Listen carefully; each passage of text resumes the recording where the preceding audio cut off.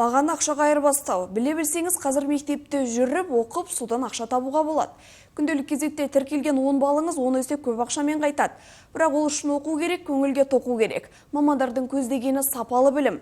Білім берудің пайдалы нұсқасын оқушылар қуана қабылдаған. Оқу жылының басында шыққан осы жаңалықтың жаңасы мен жобасын әріптесімде көріп қайтты. Ақша табу оңай емес расында. Ол үшін білім алудан басқа тағы не істеу керек анықтап берсін. Оқушылар үшін жағымды жаңалық. Енді күнделік KZ-ке әр пәннен қойылған 10 балды оқушылар 100 бонусқа айырбастай алады. 100 бонус дегеніміз 100 теңге болып есептеледі. Оны оқушылар арнайы платформаларда жинап, өз қажеттіліктері үшін жарата алады.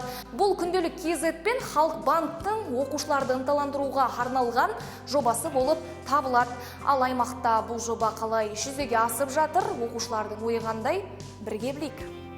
10 сыныпта інім бар, бірақ ондай әлі естіген жоқпыз бонус туралы. Мен бұл информацияны TikTok желісінен көрдім. Және мен қазіргі таңда осы информациямен мысалға 10 бал алам, және содан 100 теңге Халық банкта өзім табам.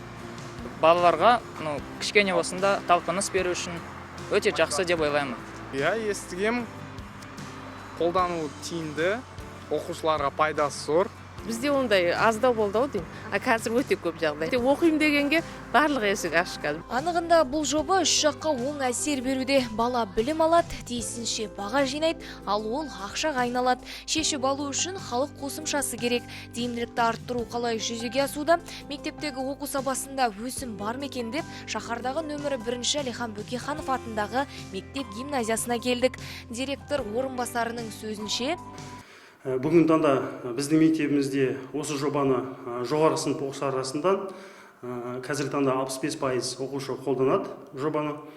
Менің білуімше, бұл жобада мысалы бір айдың ішінде біздің оқушылар 3000 бонусқа жинап жатыр.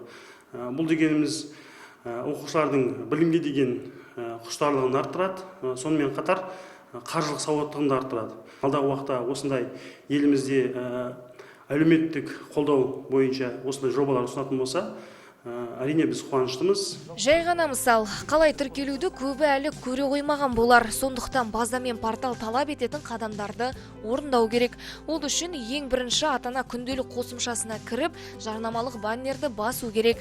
Екінші қадам атана оқушы тізімінен баланы таңдайды және карта ашып, бағаларды жіберуге сұраныс жібереді. Егер іске қосу баланың аккаунтынан жасалса, атана мен атанамын режимін таңдайды.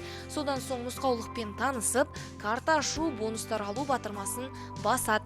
Нұсқаулықтың шарттарына сәйкес деректерді енгізеді. Ата-ананың телефонына келген SMS-код енгізіледі. Әкесі не анасы бейне тексеруден өтеді. Осылайша карта сәтті ашылады. Оқушы қосымшаны жүктеп, нөмірін және уақытша құпия сөзді енгізеді.